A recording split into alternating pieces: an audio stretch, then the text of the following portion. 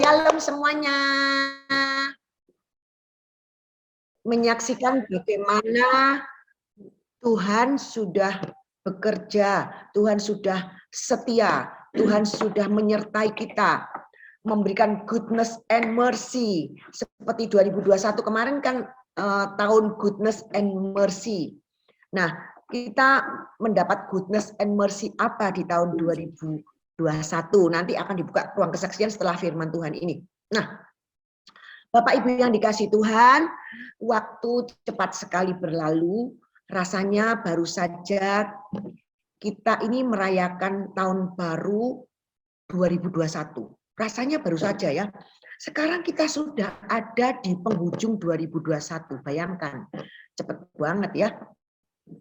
Nah, dan sekalipun kita belum merayakan benar-benar 2022 karena kita akan merayakan beberapa jam lagi untuk memasuki 2022, tapi rasanya ini saya melihat ini kok tadi saya habis mandi, saya duduk-duduk merenungkan Tuhan, begitu cepatnya waktu ini berlalu.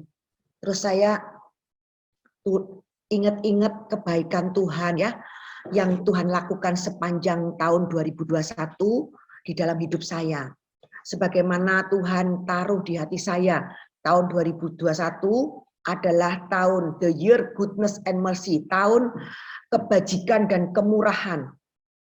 Apa yang saya dapatkan dari visi, dari message yang Tuhan taruh di hati saya untuk 2021, saya tulis Bapak Ibu, saya tulis satu. Nah, mulai bulan Maret saya melangsungkan pertunangan anak saya dan semuanya berjalan dengan lancar. Padahal Maret itu masih COVID. Nah, tidak ada satupun yang kena COVID. Tamu-tamu juga tidak ada yang kena COVID. Dan kemudian saya juga mendapat sesuatu yang luar biasa di tahun 2021, di mana bulan 6 Vivi dinyatakan hamil dengan mujizat yang luar biasa.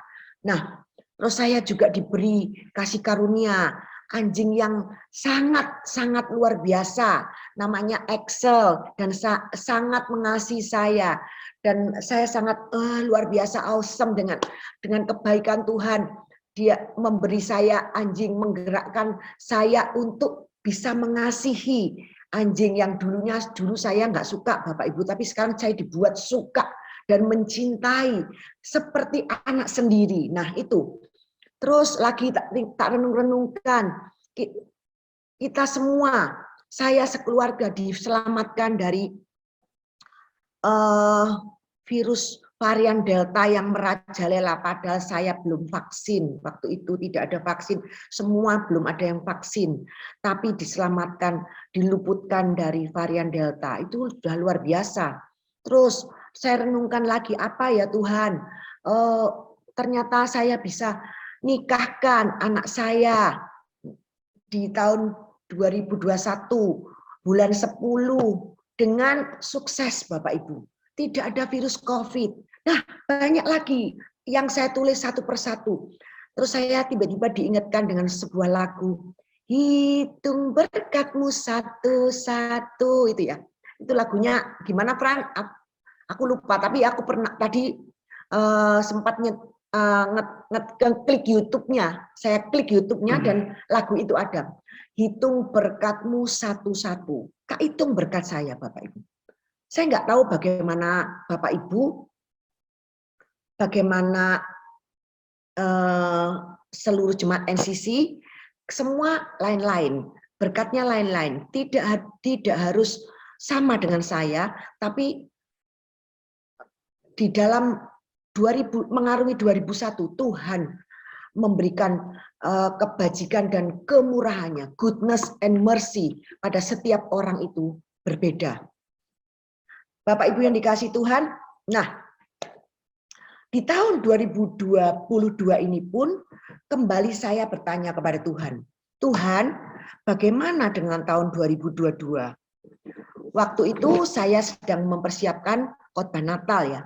Tuhan berkata kepada saya, selesaikan khotbah Natalmu dulu, setelah itu aku akan kasih tahu.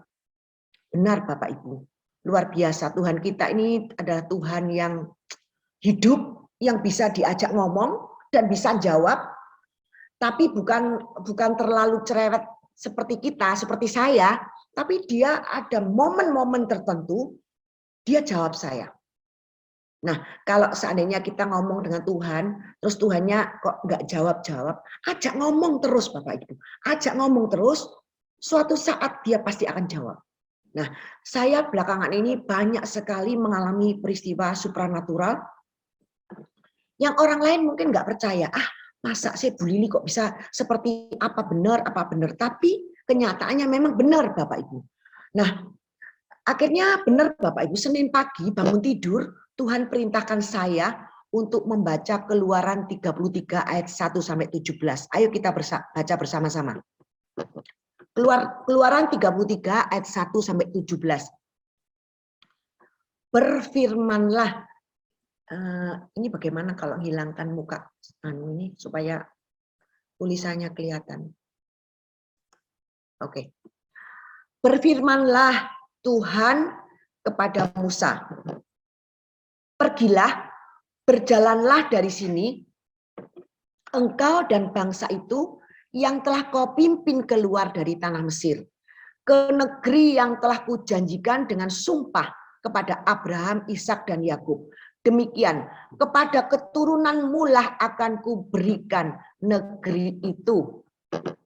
Aku akan mengutus seorang malaikat berjalan di depanmu dan akan menghalau orang Kanaan, orang Amori, orang Het, orang Feris, orang Hewi, dan orang Yebus, yakni ke suatu negeri yang berlimpah-limpah susu dan madu, sebab aku tidak akan berjalan di tengah-tengahmu, karena engkau ini bangsa yang tegar tengkuk, supaya aku jangan membinasakan engkau di jalan. Ketika bangsa itu mendengar ancaman yang mengerikan ini, berkabunglah mereka, seorang pun tidak ada yang memakai perhiasan. 5. Berfirmanlah Tuhan kepada Musa, katakanlah kepada orang Israel, kamu ini bangsa yang tegar tengkuk. Jika aku berjalan di tengah-tengahmu sesaat pun, tentulah aku akan membinasakan kamu. Oleh sebab itu, tanggalkanlah perhiasanmu, maka aku akan melihat apa yang kulakukan kepadamu. Demikianlah orang Israel tidak memakai perhiasan-perhiasan lagi sejak dari Gunung Horeb. Sesudah itu Musa mengambil kemah dan membentangkannya di luar perkemahan, jauh dari perkemahan, dan menamainya kemah pertemuan. Setiap orang yang mencari Tuhan, keluarlah ia pergi ke kemah pertemuan yang di luar perkemahan. Apabila Musa keluar pergi ke kemah itu, bangunlah seluruh bangsa itu dan berdirilah mereka masing-masing di pintu kemahnya. Dan mereka mengikuti Musa dengan matanya sampai ia masuk dalam kemah. Apabila Musa masuk dalam kemah itu, turunlah tiang awan dan berhenti di pintu kemah dan berbicara Tuhan dengan Musa di sana. Setelah seluruh bangsa itu melihat bahwa tiang awan berhenti di pintu kemah, maka mereka bangun dan sujud menyembah masing-masing di pintu kemahnya. Dan Tuhan berbicara kepada Musa dengan berhadapan muka seperti seorang berbicara kepada temannya.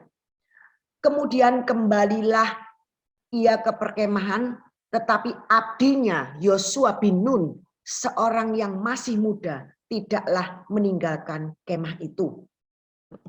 Lalu berkatalah Musa kepada Tuhan, memang engkau berfirman kepadaku, suruhlah bangsa ini berangkat, tetapi engkau tidak memberitahukan kepadaku siapa yang akan kau utus bersama-sama dengan aku. Namun demikian engkau berfirman, aku mengenal namamu dan juga engkau mendapat kasih karunia di hadapanku. Maka sekarang jika aku kiranya mendapat kasih karunia di hadapanmu, beritahukanlah kiranya jalanmu kepadaku, sehingga aku mengenal engkau, supaya aku tetap mendapat kasih karunia di hadapanmu. Ingatlah bahwa bangsa ini umatmu. Lalu ia berfirman, Tuhan berfirman, aku sendiri hendak membimbing engkau dan memberikan ketentraman kepadamu. 15, berkatalah Musa kepadanya, jika engkau sendiri tidak membimbing kami, jangan suruh kami berangkat dari sini. Dari manakah gerangan akan diketahui bahwa aku telah mendapat kasih karunia di hadapanmu, yakni aku dengan umatmu ini? Bukankah karena engkau berjalan bersama-sama dengan kami, sehingga aku dengan umatmu ini dibedakan dari segala bangsa yang ada di muka bumi. Berfirmanlah Tuhan kepada Musa, juga hal yang telah kau katakan ini akan kulakukan, karena engkau telah mendapat kasih karunia di hadapanku, dan aku mengenal engkau. Bapak Ibu yang dikasih Tuhan, dari pembacaan ayat-ayat ini, Tuhan memberikan ilham vision kepada saya, bahwa tahun 2022 ini adalah tahun kasih karunia dan penyertaan Tuhan. Saya mencoba membuat dalam bahasa Inggris, tapi penyertaan itu enggak ada di bahasa Inggrisnya ya Bapak Ibu. Jadi akhirnya untuk lebih jelasnya, akhirnya saya hanya pakai bahasa Indonesia. Tahun 2022 adalah tahun kasih karunia dan penyertaan Tuhan. Tahun kasih karunia dan penyertaan Tuhan. Bapak Ibu yang dikasih Tuhan, kita mau kembali ke ayat 1. Nah, perjalanan Musa keluar dari tanah Mesir menuju tanah perjanjian ini, Bapak Ibu, sebenarnya adalah sama dengan gambaran perjalanan hidup kita. Jadi kisah perjalanan bangsa Israel dari Mesir menuju tanah perjanjian ini adalah gambaran perjalanan hidup kita sebenarnya di dunia ini untuk menuju tanah air surgawi yang penuh berlimpah dengan susu dan madu. Apa itu kebaikan, cinta, kedamaian, sukacita yang tidak bisa dilukiskan dengan kata-kata. Nah, di dalam mengarungi perjalanan, kan hidup ini adalah journey ya. Kita hidup ini adalah perjalanan. Di dalam menjalani kehidupan ini, Bapak Ibu, pasti banyak tantangan, banyak masalah, banyak persoalan, banyak pergumulan. Oleh sebab itu, Tuhan itu ngerti, Bapak Ibu. Oleh sebab itu dia berkata, aku akan mengutus seorang malaikat, huruf kecil, berarti malaikat sungguhan ya Bapak Ibu, berjalan di depanmu dan akan menghalau orang Kanaan, orang Amori, orang Het, orang Feris, orang Hewi, dan orang Yebus. Orang Kanaan, orang Amori, orang Het, orang Feris, orang Hewi, orang Yebus, ini gambaran dari masalah, persoalan, pergumulan, apapun yang akan kita hadapi pada waktu kita berjalan menuju ke tanah perjanjian. Nah, Tuhan tahu bahwa kita tidak mungkin bisa sendiri menghadapi masalah, pergumulan, persoalan apapun di dalam dunia ini. Oleh sebab itu Tuhan berkata, aku akan mengutus seorang malaikat berjalan di depanmu dan akan menghalau orang Kanaan, orang Amori, orang Het, orang Feris, orang Hewi, dan orang Yebus. Nah, di ayat 3 ini, kalau di ayat 3 ini diceritakan seperti ini. Tuhan ini, kalau kita membaca ayat 33, Keluaran 33, kita mundur ke 32, kita akan lihat lembu emas yang membuat Tuhan marah kepada bangsa Israel. Karena bangsa Israel pada waktu ditinggal Musa naik Gunung Sinai ketemu dengan Tuhan, di bawah buat lembu emas dan menyembah lembu emas. Dan berkata, inilah Elohim yang membawa kita keluar dari tanah Mesir. Begitu Bapak Ibu. Nah, itu membuat Tuhan ini sakit hati banget ya. Oleh sebab itu dia berkata di ayat 3, yakni ke suatu negeri yang berlimpah-limpah susu dan madu, sebab aku tidak akan berjalan di tengah-tengahmu, karena engkau ini bangsa yang tegar tengkuk, supaya aku jangan membinasakan engkau di jalan. Nah, kalau kata-kata Tuhan yang di ayat 3 ini adalah ditujukan kepada bangsa Israel beneran yang tegar tengkuk, yang menyembah lembu emas, Bapak Ibu. Jadi bukan ditujukan kepada kita. Nah, yang selanjutnya Bapak Ibu, kita apa yang dikatakan Musa waktu Tuhan berkata seperti ini, Tuhan ngomong seperti ini, Tuhan berbicara seperti itu, Musa ngomong seperti ini ya Bapak Ibu, di ayat 11. Ayat 12.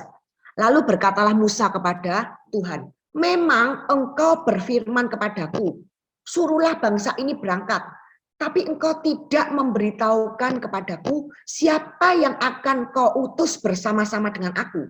Padahal Bapak Ibu kalau kita baca di ayat di atas, kita tahu yang diutus siapa? Malaikat, huruf kecil. Tapi Musa bisa berkata, aku nggak tahu, engkau nggak memberitahukan kepadaku siapa yang akan kau utus bersama-sama dengan aku. Nah, namun demikian engkau berfirman, aku mengenal namamu dan juga engkau mendapat kasih karunia di hadapanku. Nah, ini bicara Musa kepada Tuhan, pembicaraan Musa kepada Tuhan ini adalah untuk mengingatkan Tuhan. Bukan Musa nggak tahu kalau yang akan menyertai dia adalah malaikat, bukan Tuhan.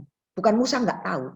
Tapi kelihatannya Musa ini menggiring Tuhan, mengingatkan Tuhan bahwa Tuhan pernah berkata seperti ini, aku mengenal namamu Musa dan juga engkau mendapat kasih karunia di hadapanku. Mengingatkan Tuhan bahwa Tuhan pernah berkata seperti ini kepada Musa. Sehingga kalau Tuhan mengenal Musa dan Musa mendapat kasih karunia di hadapan Tuhan, tentunya bukan malaikat yang menyertai Musa, tapi Tuhan sendiri. Harusnya Tuhan sendiri. Nah, inilah maksud Musa, ya Bapak Ibu. Kira-kira maksud Musa yang diucapkan kepada Tuhan di ayat 12 ini. Ayat 13. Maka sekarang, Musa tetap berkata, maka sekarang jika aku kiranya mendapat kasih karunia di hadapanmu, beritahukanlah kiranya jalanmu kepadaku, sehingga aku mengenal engkau, supaya aku tetap mendapat kasih karunia di hadapanmu. Ingatlah bahwa bangsa ini umatmu. Kembali itu Musa mengingatkan Tuhan. Ingatlah Tuhan, bangsa ini umatmu, ini bangsa pilihanmu. Beritahukanlah jalanmu padaku, sehingga aku mengenal engkau, supaya aku tetap mendapat kasih karunia di hadapanmu. Ini kata Musa kepada Tuhan. Ayat 14, lalu Tuhan berfirman, aku sendiri hendak membimbing engkau dan memberikan ketentraman kepadamu. Begitu Musa ngomong seperti ini, Tuhan langsung ngomong, aku sendiri Musa yang hendak membimbing engkau, Musa pribadi, dan memberikan ketentraman kepadamu, kepada Musa pribadi. Tapi apa jawab Musa Bapak Ibu? 15. Berkatalah Musa kepadanya, jika engkau sendiri tidak membimbing kami, bukan Musa loh, kami. Kalau kami itu berarti banyak Bapak Ibu. Bukan Musa saja, tapi juga seluruh bangsa Israel yang di bawah pimpinan Musa. Jangan suruh kami berangkat dari sini Tuhan. Dari manakah gerangan akan diketahui bahwa aku telah mendapat kasih karunia di hadapanmu, yakni aku dengan umatmu ini. Kembali Musa menjelaskan, aku dengan umatmu ini. Bukankah karena engkau berjalan bersama-sama dengan kami, sehingga kami, aku dengan umatmu ini, dibedakan dari segala bangsa yang ada di muka bumi. Luar biasa Bapak Ibu. Musa mengingatkan Tuhan, Tuhan, kalau bukan engkau sendiri yang membimbing kami, aku dan bangsa ini, jangan suruh kami, aku dan bangsa ini berangkat dari sini. Dari mana gerangan akan diketahui bahwa aku telah mendapat kasih karunia di hadapanmu, yakni aku dan umatmu ini. Bukankah karena engkau berjalan bersama-sama dengan kami? Dengan kami itu bangsa Israel dan Musa. Sehingga kami, aku dengan umatmu ini dibedakan dari segala bangsa yang ada di muka bumi. Musa tidak mau hanya dia sendiri yang mendapat kasih karunia dan ketentraman di hadapan Tuhan dan kedamaian di hadapan Tuhan. Tapi dia juga ingin semua bangsa yang dia pimpin itu mendapat kasih karunia di hadapan Tuhan. Terus yang terakhir, ayat 17 berkata, berfirmanlah Tuhan kepada Musa, juga hal yang telah kau katakan ini akan kulakukan, karena engkau telah mendapat kasih karunia di hadapanku, dan aku mengenal engkau. Bapak Ibu yang dikasihi Tuhan, sungguh sangat luar biasa. Dari ayat-ayat ini Bapak Ibu,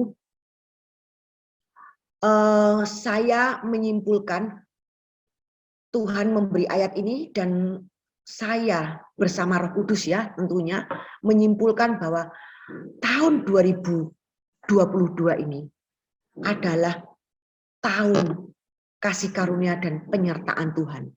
Di mana Tuhan sendiri, bukan malaikat yang menyertai kita, tapi Tuhan sendiri yang akan berjalan bersama-sama dengan kita di tahun 2022. Luar biasa Bapak Ibu. Kalau Tuhan ada bersama dengan kita, siapa lawan kita? Enggak ada Bapak Ibu. Kalau kita mau Bapak Ibu, baca sekali lagi dan masukkan di dalam roh kita, ayat 12 sampai 17 ini, maka kita akan mendapat rema yang bisa membuat kita berani melangkah maju di tahun 2022 ini. Sekalipun ramalan, nubuatan. Kenapa saya berkata ramalan? Ramalan itu adalah orang dunia yang berbicara. Kalau nubuatan adalah pendeta, orang percaya yang berbicara. Mengenai tahun 2022 ini adalah tahun yang serem Bapak Ibu. Tahun yang menakutkan. Tetapi kalau Tuhan, sekali lagi kalau dikatakan aku sendiri akan berjalan bersama-sama dengan engkau. Aku sendiri hendak membimbing engkau dan memberikan ketentraman kepadamu. Kepada kita semua. Siapa lawan kita? Apa yang membuat kita takut Bapak Ibu? Tidak ada yang menakutkan bagi kita. Kalau Tuhan yang punya langit dan bumi, punya alam semesta, berjalan bersama-sama dengan kita, mengarungi 2022 ini, apa yang kita takutkan? Apa yang kita khawatirkan? Enggak ada Bapak Ibu, enggak ada. Semua masalah yang datang di tahun 2022, apapun itu, Tuhan sendiri yang akan menyelesaikan dalam hidup kita. Amin. Ada lagu yang tadi Fran nyanyi, memang itu request dari saya. Bila engkau tak besertaku, ku tak mau berjalan. Ku perlu Tuhan, pimpin langkahku dengan kasih karuniamu. Pimpin langkahku setiap waktu berjalan dalam roh-Mu. Nyatakan Tuhan kemuliaan-Mu dan berjalanlah denganku. Tuhan berkata kepada kita semua, kepada seluruh jemaat NCC dan semua yang mendengarkan siaran ini, anakku, di tahun 2022 ini, apapun yang dunia katakan, ramalan-ramalan, nubuat-nubuat yang menakutkan, jangan membuat engkau takut. Sebab aku sendiri yang akan membimbing engkau dan memberi ketentraman kepadamu. Aku sekali-kali tidak akan membiarkan engkau, dan aku sekali-kali tidak akan meninggalkan engkau. Tidak akan pernah. Tidak akan pernah. Ada kata-kata sekali lagi di Ibrani ini, tidak akan pernah. Di bahasa aslinya ya. Aku sekali-kali tidak akan membiarkan engkau, dan aku sekali-kali tidak akan meninggalkan engkau. Tidak akan pernah. Nah, Bapak Ibu yang dikasihi Tuhan, inilah yang membedakan kita dari orang-orang dunia yang tidak mendapat kasih karunia di hadapan Tuhan.